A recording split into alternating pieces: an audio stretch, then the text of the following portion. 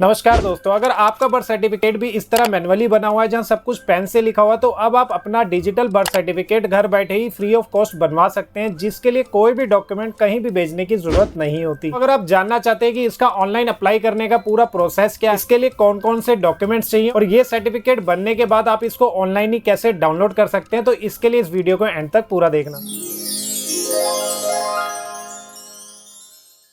तो दोस्तों, आप भारत में किसी भी स्टेट से हो, सबसे पहले आपको गवर्नमेंट की इस वेबसाइट पे आना है, जिसका लिंक डिस्क्रिप्शन में भी दिया हुआ है। तो वहां से क्लिक करके भी इसको ओपन कर सकते हैं। इसके बाद राइट हैंड साइड में बर्थ सर्टिफिकेट के ऑप्शन पे क्लिक करना है, जिसके बाद नीचे आपको भारत के सभी राज्यों की वेबसाइट्स के लिंक देखने को मिलेंगे, क्योंकि बर्थ और डेथ सर्टिफिकेट हर स्टेट की म्यूनिसिपैलिटी द्वारा बनाया जाता है, इसलिए सबकी वेबसाइट्स अलग अलग होती है, लेकिन प्रोसेस पूरी तरह से सेम होता है। तो एक बार इसको समझ लिया तो आप आसानी से अपने मैनुअल बर्थ सर्टिफिकेट को डिजिटल बर्थ सर्टिफिकेट में बदल सकते हैं। तो डेमो के लिए मैं आपको दिल्ली की MCD वेबसाइट का प्रोसेस करके बताऊंगा, जिसे ध्यान से समझना, क्योंकि एक भी गलती आपने की तो अधिकारी आपकी ऑनलाइन रिक्वेस्ट को रिजेक्ट कर सकता है। इसके बाद हम दिल्ली की नगर निगम की वेबसाइट पर आ जाएंगे। तो जैसे ही आप किसी भी स्टेट की वेबसाइट ओपन करेंगे तो वहां आपको पहले अपना अकाउंट क्रिएट करना होता है, जिसके लिए यहाँ को न्यू यूजर के लिंक पर क्लिक करना है। यहाँ आपको अपनी पर्सनल डिटेल्स को एंटर करना है, जैसे कि आपका नाम, father name, gender, email ID, उम्र और मोबाइल नंबर। और अकाउंट बनाने के बाद आपको लॉग इन करना है, जिसके लिए यहाँ अपना मोबाइल नंबर एंटर करना है जो रजिस्ट्रेशन के टाइम पर डाला था। फिर यहाँ जनरेट OTP पर क्लिक करना है और जो OTP आपके मोबाइल पर आएगा उसको यहाँ डाल के लॉगिन पर क्लिक करना है। इसके बाद आप अपनी स्टेट की ऑफिशियल साइट पर आ जाएंगे। इंटरफेस थोड़ा बहुत अलग हो सकता है, लेकिन ऑप्शन सेम होंगे। यहाँ आपको लेफ्ट हैंड साइड में digitise your manual old certificate जो लिखा है, इस पर क्लिक करना है। इसके बाद यहाँ लिखा हुआ आएगा कि जिसका भी मैनुअल बर्थ सर्टिफिकेट 10 जून 2004 से पहले का है, वही इस ऑनलाइन सुविधा का यूज करके अपना डिजिटल बर्थ सर्टिफिकेट बना सकता है,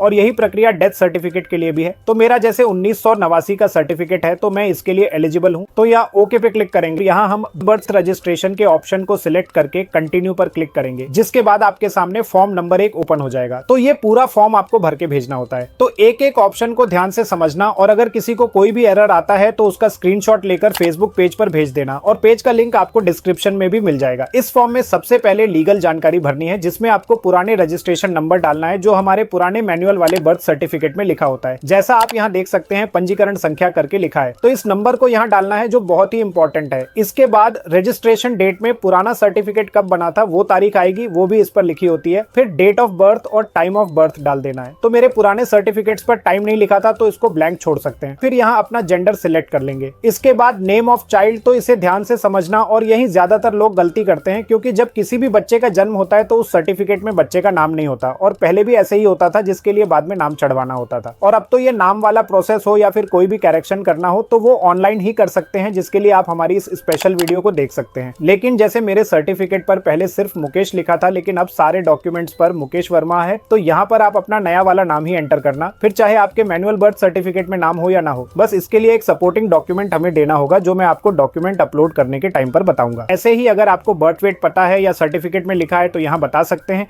या फिर ब्लैंक भी छोड़ सकते हैं। इसके बाद आता है मेथड ऑफ डिलीवरी। तो अगर आपका जन्म ऑपरेशन से हुआ था तो सिजेरियन को सिलेक्ट करेंगे, या फिर नॉर्मल डिलीवरी हुई थी, या फिर फोर्स्ड या वैक्यूम डिलीवरी हुई थी, तो वो आपको बताना है। अब इंपॉर्टेंट ऑप्शन आता है अटेंशन टाइप एट डिलीवरी। तो इसमें आपको किसी एक ऑप्शन को सिलेक्ट करना होता है। इसका मतलब आपका जन्म प्राइवेट हॉस्पिटल में हुआ है, या फिर सरकारी हॉस्पिटल में, या फिर किसी डॉक्टर, नर्सिंग होम या किसी मेडिकल प्रैक्टिशनर की देखरेख में हुआ है, तो इसको सिलेक्ट करेंगे। और ट्रेडिशनल बर्थ अटेंडेंट, मतलब अगर आपका जन्म घर पर किसी दाई की निगरानी में हुआ है, तो इस ऑप्शन को सिलेक्ट करेंगे।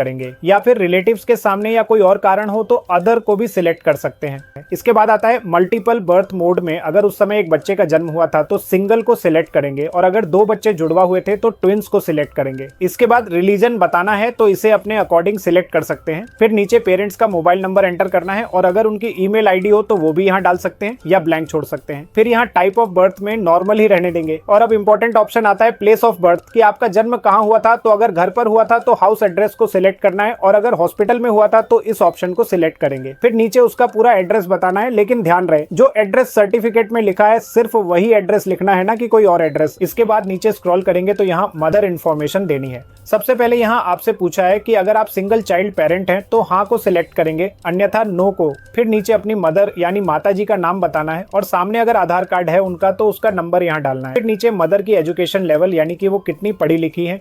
तो ये सब ऑप्शन फॉर्मेलिटीज हैं, जिन्हें अपने अकॉर्डिंग भर लेना। ऐसे ही मदर ऑक्यूपेशन, यानी कि हाउसवाइफ हैं, जॉब करती हैं या फिर सेल्फ एम्प्लॉयड हैं, तो इसे भी अपने हिसाब से सिलेक्ट कर लेना। इसके बाद मदर्स एज यानी कि अपनी माताजी की उम्र बतानी है, जब उन्होंने आपको जन्म दिया था उस समय वो कितने वर्ष की थी वो बतानी है। इसके बाद सामने शादी के समय उनकी उम्र क्या थी वो भी बता सकते हैं, या फिर इसे ब्लैंक भी छोड़ सकते हैं। ऐसे ही नीचे के दोनों ऑप्शन भी जरूरी नहीं है, तो हम इनको भी ब्लैंक छोड़कर आगे बढ़ेंगे। फिर आता है मदर्स एड्रेस। तो ऊपर अगर आपने हाउस एड्रेस दिया था वो अगर अभी भी सेम है तो इस बॉक्स पर टिक कर देंगे, और अगर अलग है तो यहाँ नीचे उस एड्रेस को फिल करना है। ऐसे ही नीचे स्क्रॉल करेंगे तो फादर इन्फॉर्मेशन देनी है, जिसमें पहले फादर नेम, आधार नंबर और फिर एजुकेशन लेवल और उनका ऑक्यूपेशन की आपके पिताजी क्या काम करते हैं ये सब बताना है। अब आता है एड्रेस डिटेल्स, जिसमें आपको कॉरेस्पॉन्डेंस एड्रेस और परमानेंट एड्रेस बताना है जहां अभी आप रहते हैं। तो जो ऊपर हमने मदर एड्रेस फिल किया था वो सेम ही है, तो ऊपर यहाँ इस बॉक्स पर टिक कर देंगे। और अगर परमानेंट और कॉरेस्पॉन्डेंस एड्रेस दोनों सेम है तो परमानेंट के आगे वाले बॉक्स पर भी टिक कर देंगे। लेकिन अगर आपके दो एड्रेस हैं, एक तो जहां अभी आप रहते हैं, मान लीजिए मैं अपनी जॉब के चक्कर में बेंगलोर में रहता हूं और जो होम टाउन है वो दिल्ली का है, तो कॉरेस्पॉन्डेंस एड्रेस में बेंगलोर का एड्रेस आएगा और परमानेंट में दिल्ली का।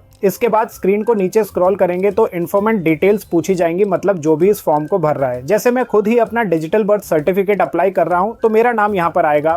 फिर रिलेशन विद चाइल्ड में अगर आप अपने भाई के लिए ये फॉर्म भर रहे हैं या बच्चे के लिए तो अपने रिलेशन को बताना है, लेकिन मैं खुद ही भर रहा हूं तो अदर को सिलेक्ट कर लूंगा और फिर यहाँ अपना मोबाइल नंबर और ईमेल आईडी एंटर करनी है। इसके बाद नीचे इन्फॉर्मेंट एड्रेस, अगर परमानेंट एड्रेस वाला ही है तो इस बॉक्स पर टिक करेंगे, लेकिन अगर किसी और के लिए ये फॉर्म भर रहे हैं तो आपको अपना एड्रेस यहाँ बताना है। इसके बाद अब नीचे आपको यूजर रिमार्क का एक बॉक्स दिखाई देगा, जिसका यूज करने का बहुत फायदा होता है, लेकिन मोस्टली लोग इसको ब्लैंक ही छोड़ देते हैं, तो इसका फायदा मैं आपको बताता हूँ। लेकिन उससे पहले आपको डॉक्यूमेंट अपलोड के ऑप्शन को समझना होगा, जिसमें बर्थ सर्टिफिकेट की कॉपी यानी कि पुराने सर्टिफिकेट की फोटो क्लिक करके यहाँ अपलोड करनी है। उसके बाद आईडी ऑफ इन्फॉर्मेंट, यानी जो भी इस फॉर्म को भर रहा है उनका कोई भी आईडी प्रूफ, जैसे कि Aadhaar card, voter ID, driving licence, जिस पर उनकी फोटो, नाम और एड्रेस लिखा हो। और लास्ट तीसरे नंबर पर लेगेसी सपोर्टिंग डॉक्यूमेंट, तो जिसका भी सर्टिफिकेट अप्लाई कर रहे हैं यहाँ उनका कोई भी सपोर्टिंग डॉक्यूमेंट अपलोड करना है। जैसे कि शुरुआत में मैंने आपको बताया था कि मेरे पुराने बर्थ सर्टिफिकेट में नाम सिर्फ मुकेश लिखा था और अब मुझे मुकेश वर्मा करना है, तो उसको वेरीफाई करने के लिए यहाँ मैं अपना आधार कार्ड, पासपोर्ट या कोई भी एक सपोर्टिंग डॉक्यूमेंट अपलोड कर दूंगा, ताकि अधिकारी उसको वेरीफाई कर सके, वरना आपकी रिक्वेस्ट को रिजेक्ट भी किया जा सकता है। अब बात करते हैं यूजर रिमार्क की कि इसका क्या यूज है। तो बहुत से व्यूअर्स ने फेसबुक पर स्क्रीनशॉट शेयर करके मुझे बताया कि उन्होंने हमारी पिछली करेक्शन की वीडियो को देखकर अपना नाम, एड्रेस या किसी भी डिटेल्स को ठीक करने के लिए ऑनलाइन फॉर्म भरा था, लेकिन वो रिजेक्ट हो गया, जिसमें सभी लोगों ने इस ऑप्शन को ब्लैंक छोड़ा हुआ था। तो यहाँ पर सिर्फ आपको इतना लिखना है कि अगर मैंने अपना नाम मुकेश से मुकेश वर्मा किया है तो यहाँ लिखना होगा कि मेरा नाम पहले ये था, अब नए नाम के लिए सपोर्टिंग डॉक्यूमेंट अपलोड कर दिया है, जिसको आप वेरीफाई कर सकते हैं और अधिकारी इसको पढ़ते हैं ताकि आपकी बात को वो आसानी से समझ सके। तो इस ऑप्शन का फायदा उठाना सीखो, इसलिए आपको बोलता हूँ वीडियो को हमेशा पूरा देखा करो। अब डॉक्यूमेंट अपलोड करने के बाद लास्ट में सबमिट पे क्लिक करना है, जिसके बाद पॉपअप मैसेज आएगा कि अगर सारी इन्फॉर्मेशन ठीक है तो ओके पे क्लिक करें, जिसके बाद डिजिटल सर्टिफिकेट की रिक्वेस्ट सबमिट हो जाएगी। और जैसे ही यहाँ ओके पे क्लिक करेंगे तो आप देख सकते हैं कि यहाँ पेंडिंग में आपकी रिक्वेस्ट शो करने लगेगी, जिसको ट्रैक करने के लिए एक्शन पे क्लिक करेंगे, फिर ट्रैक स्टेटस पे क्लिक करेंगे, फिर यहाँ कंटिन्यू पे क्लिक करेंगे तो यहाँ उसका स्टेटस शो करेगा। और जैसे ही अप्रूव्ड हो जाएगा यहाँ एक्शन में डाउनलोड योर सर्टिफिकेट करके लिखा हुआ आ जाएगा, जिसको डाउनलोड करने के लिए आप इस वीडियो को देख सकते हैं।